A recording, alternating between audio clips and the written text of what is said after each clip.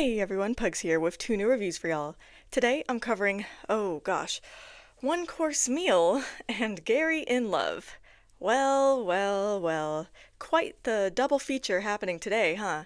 Well, that implies that Gary in Love is part of what makes this review stand out, and we all know that's not the case.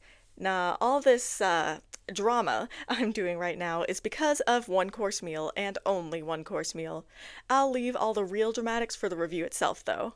So I suppose that means I should just move on to the part where I say, as always, thank you to everyone who is tuning into this video today. Whether you're a returning viewer or new to the channel, I love you all, because it's your support that makes doing these reviews even more fun than it already is. And with that said, now it's time to get right into it.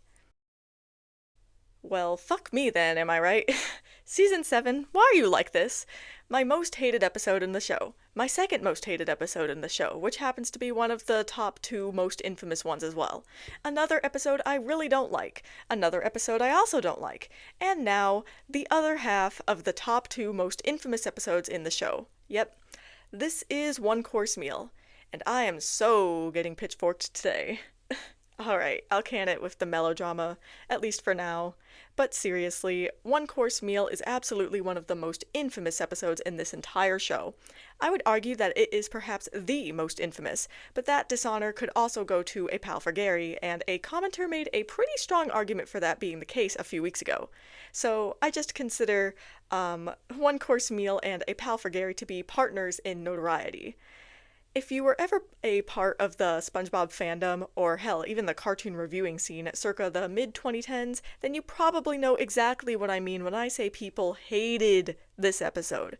And as I go through it today, maybe you'll figure out why.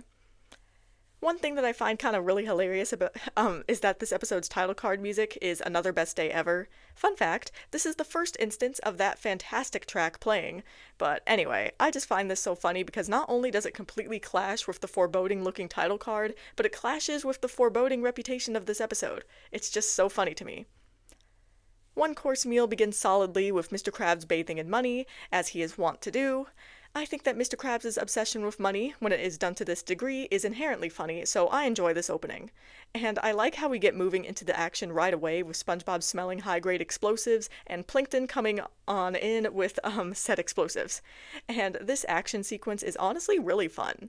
There's also a very understated gag during this beginning part of this episode where the characters keep smelling random shit and SpongeBob points out exactly what it is that they're smelling. That explanation sounds boring, but I can't just do the gag justice. I think it's pretty good.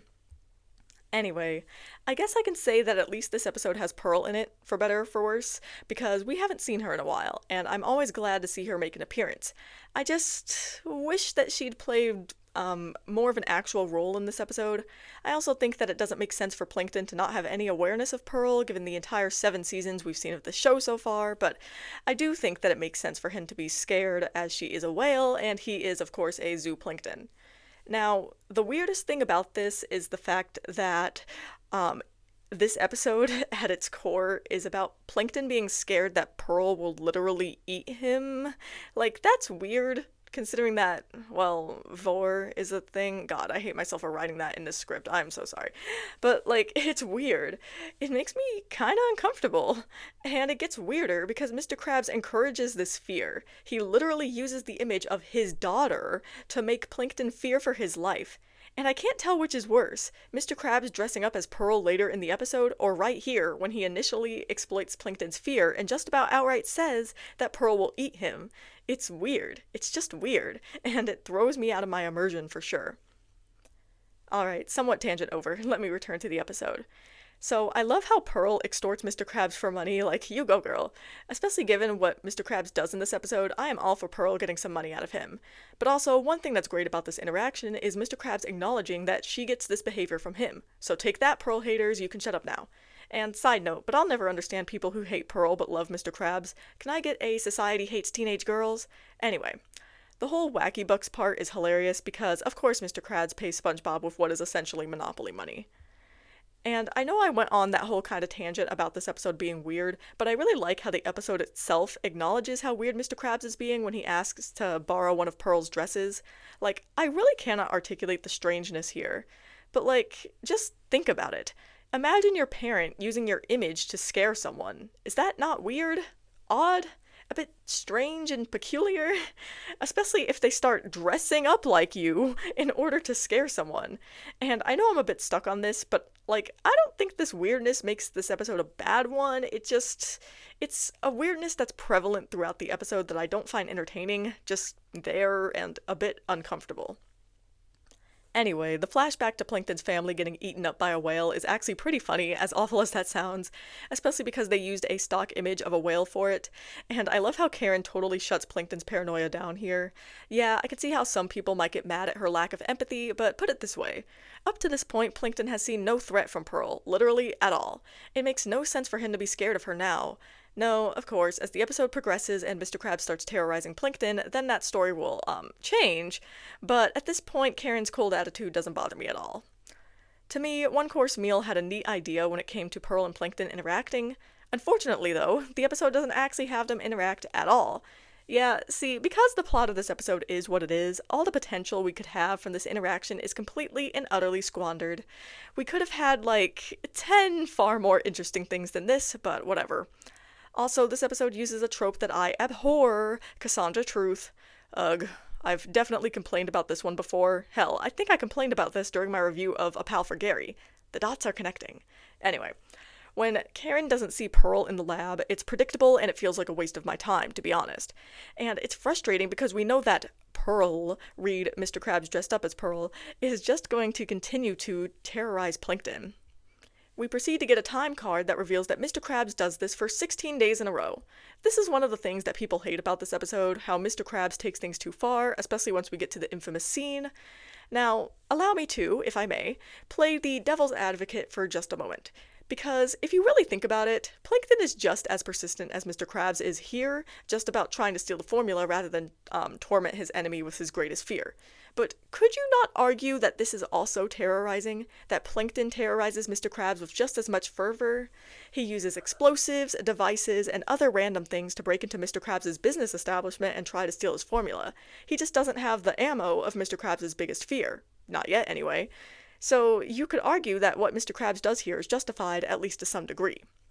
However, and this is me no longer advocating for the devil, if One Coarse Meal wanted to go the route of portraying Mr. Krabs as at least somewhat justified, which I think it should have, then it should have thrown in something similar to The Algae's Always Greener and had Plankton thoroughly terrorize the crew during the beginning of the episode so that this feels at least slightly equivalent to what Plankton has done to them. But I suppose all of this is a big digression. The fact of the matter is that Mr. Krabs terrorizes Plankton so much during these 16 days that Plankton can't sleep, can't breathe, can't move, and Mr. Krabs laughs at Plankton's misery. Now, as you can clearly see, I do not have the same kind of visceral reaction towards this as others do. I am not so entirely offended on Plankton's behalf that I want to damn this episode to hell, but even I have to say that this is rather cruel for no reason. As I watch this episode, I feel like the comedy of it is very underrated. Like, Plankton's look after 16 days of paranoia is just kind of funny to me because of how exaggerated it is, but maybe I'm just a horrible person. I mean, it is terrible that Plankton was driven to this point, no question about that, but I just find the look funny. Or when Plankton has his nightmare about Pearl, I love how his family is just somehow in her stomach too, complete with the banjo music cue and all. Which, speaking of, I love that this episode is consistent with Plankton's army when it comes to Plankton's family being characterized in this country way.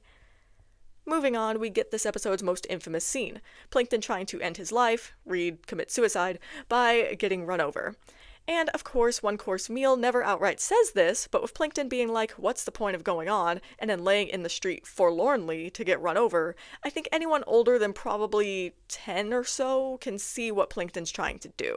And maybe I'm just going to hell, but I thought that Mr. Lawrence's delivery on "that's it, I'm done" was kind of funny. Now listen, here's the thing. This scene is not nearly as horrible as I remember it being, and I don't really take offense to this show utilizing suicide. That was a big complaint about this episode, that this episode was doing suicide jokes and making light of suicide and everything along those lines. And I just don't entirely agree. I mean, yeah, it's SpongeBob SquarePants, so it's not like suicide is treated with the utmost gravity and sincerity, but it is handled rather seriously by this show's standards. I also don't think that suicide jokes are necessarily offensive comedy, depending on what those jokes are portraying, but that is, of course, a matter of debate. So, one thing that I've always liked about One Course Meal is how SpongeBob was the only one to have some moral integrity. He talks to Plankton and tells him Mr. Krabs' secret fear to give him the ammo to fight back, since he couldn't bear to see Plankton brought so low.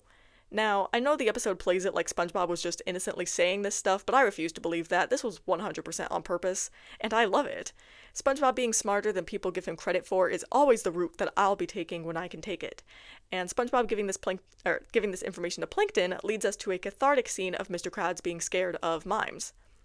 However, I am of two minds when it comes to the ending of this episode. On one hand, I would have preferred that SpongeBob stayed out of the conflict altogether after feeding Plankton that information, so the ending kind of upsets me a little in that way since it is SpongeBob siding with Mr. Krabs ultimately.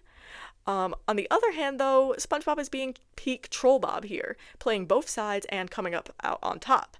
And I love this for him. I just think that it would have been better if SpongeBob left Mr. Krabs to get terrified by the mime. That would have easily been a 10 out of 10 ending from me.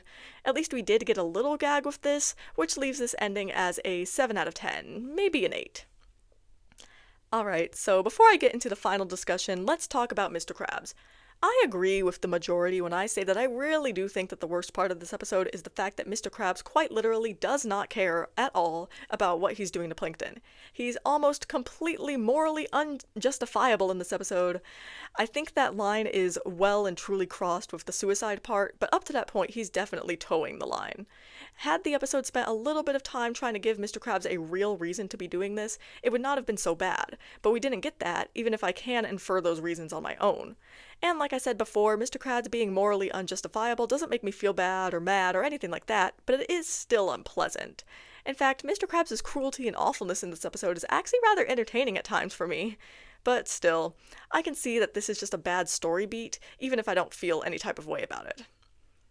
And since I feel much milder about Mr. Krabs in this episode than most, perhaps it won't surprise you when I say that, in my opinion, One Course Meal is nowhere near the worst episode of this show. Worst appearance of Mr. Krabs? Maybe. But worst episode of this show? Oh, absolutely not. This episode is pretty funny in many places, and it's one of SpongeBob's best character appearances in one of these Krabs versus Plankton types of episodes.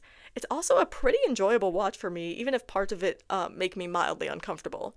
Seriously, this episode could have been placed in my good tier if it weren't for the ending. I definitely believe that Mr. Krabs should have been punished more by the narrative, as he is legitimately horrible and cruel in this episode. The fact that he does not receive this necessary punishment is what makes this episode fall right into my okay tier, where it comes in with a score of 6.5 out of 10.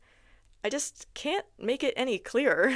I think this episode is harmless compared to some of the other real duds and stinkers of this season, and I think the hatred for this episode is so entirely overblown, I almost can't understand why people hate it so much. And I'm standing 10 toes down on that, so let the pitchforks commence. I'm ready for y'all. What's this? Can it really be? Is this a Gary episode? Well, shit, let me start cheering. Or, well, let me calm it down for a second, because all it takes is reading the other two words in the title, Gary and Love, for me to realize that the main plot of this episode is going to be one of the big ones I don't care for when it comes to this show, and that is romance. Oh man. And so soon after A Pal for Gary, too. And with that close proximity comes quite a bit of, trepidation going into this episode, so perhaps I am not having the good time that I am hoping to. But I could be wrong. Let's just get into the episode and see, shall we? But before I do that, let me go ahead and go on my little romance rant right now so we all know exactly how I'm feeling. Because here's the thing. Romances like this make my eyes roll right out of my head because they're drab and they are boring. So when Gary and Love begins with this kind of romance, even though it is an exaggeration as this is a parody of sorts, I am still bored and already sighing. And why are they putting this romance plot on Gary of all people? Or pets, I guess? Whatever. I'm just so over this heteronormative, amatonormative nonsense. Please, no romance. At least the beginning of Gary and Love brings us some SpongeBob and Gary content that doesn't make me want to enter into the world of Bikini Bottom and strangle somebody, so that is definitely an improvement over the last time these two had a real interaction. Alright, that is probably the last A Pal for Gary lashing. Probably. Anywho, the joke with SpongeBob sitting on the bench at the snail park and immediately conking the hell out was pretty funny. That's such a parent thing. I can see my soapbox approaching out of the corner of my eye as we get to the part where Gary falls in love with this very unambiguously female snail, complete with lipstick, long lashes, and a bow. But worry not, I am attempting to refrain from getting on that soapbox. If you want to hear me go there, go watch my review of To Love a Patty.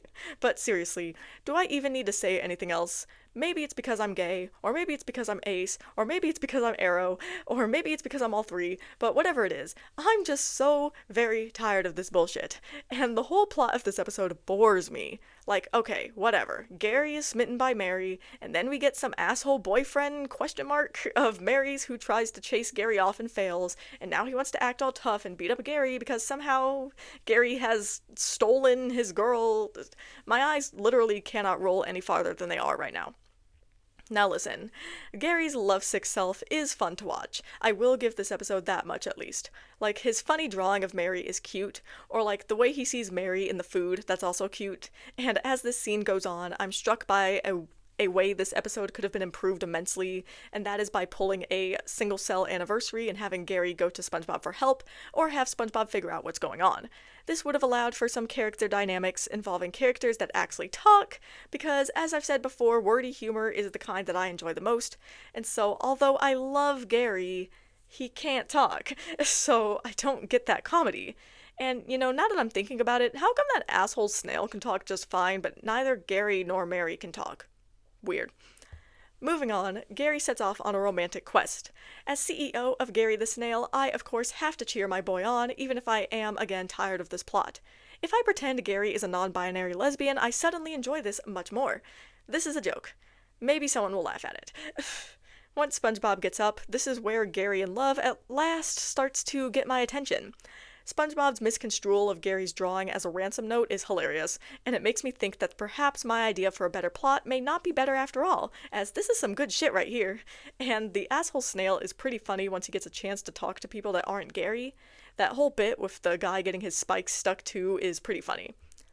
From here, the episode turns into a triple pursuit of sorts, with Gary going after Mary, SpongeBob going after Gary, and the asshole snail gang also going after Gary. And I believe that Gary in Love balances each of these little subplots, if you can even call them that, pretty well.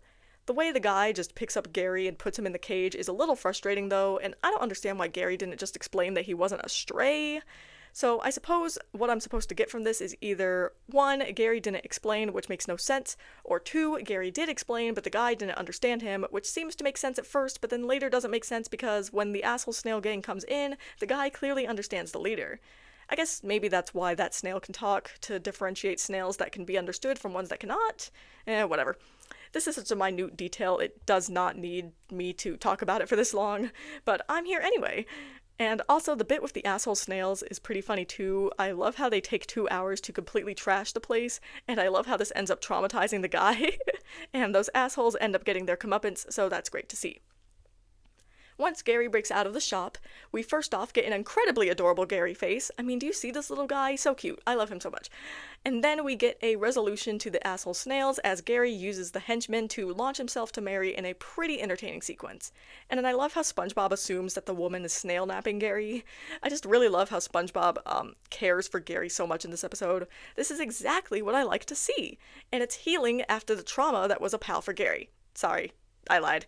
That was the last lashing.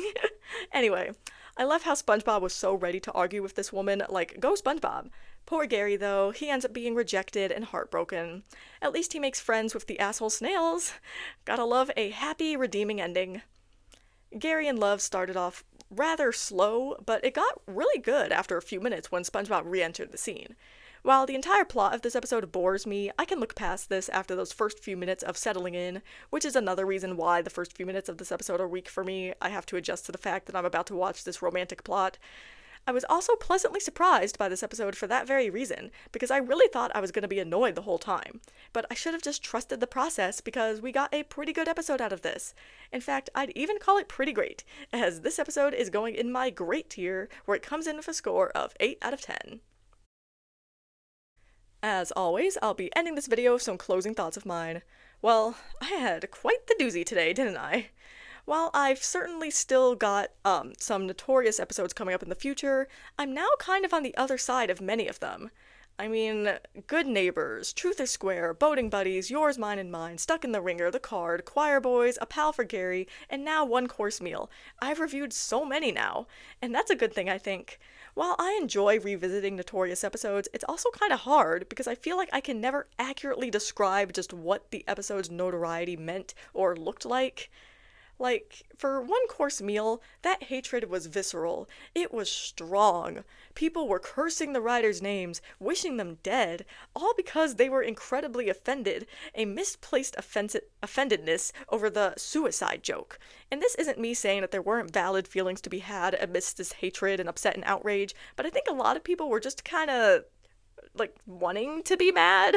Like all the outrage to me felt so fake, you know what I mean? Almost virtue signaling, but not quite. I just think the hatred this episode has garnered for that specific reason is odd. Hating Mr. Krabs in this episode makes more sense, even though I think many of the reactions to that are overblown too. Honestly, I'm surprised that One Course Meal of all episodes is one of the top two most hated and notorious.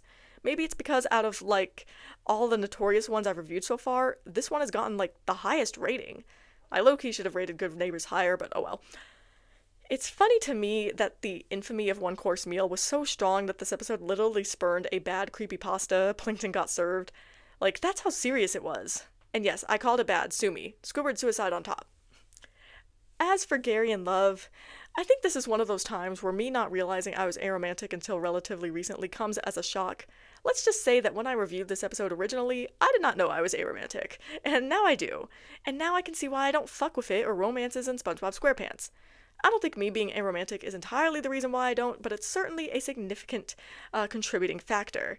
I've definitely talked somewhere in one of these reviews how personal identity and experiences influence how one enjoys entertainment more than I think we often consider, and sometimes, more than others, it can be easy to hide under those general preferences.